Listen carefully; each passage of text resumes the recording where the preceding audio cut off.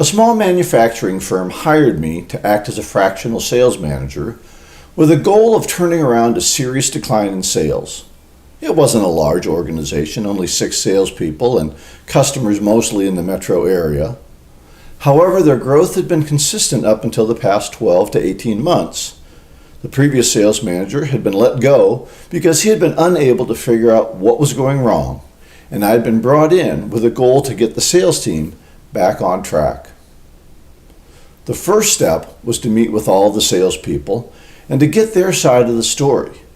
What I heard from them indicated that sales were poised to explode in the next month or two. They were convinced that the past manager had not been given enough time and were upset that he was gone. I had a feeling I was being conned.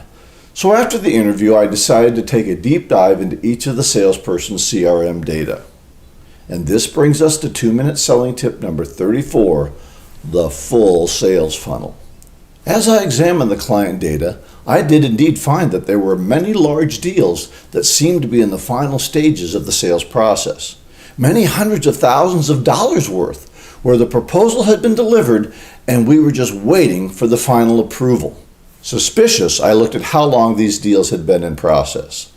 Most of them had been at the same stage for 3, 6, or even 12 months with no movement. The only activity was a series of phone calls to ask this client if they were ready to move forward. What I found was a lot of hope, but not much real potential.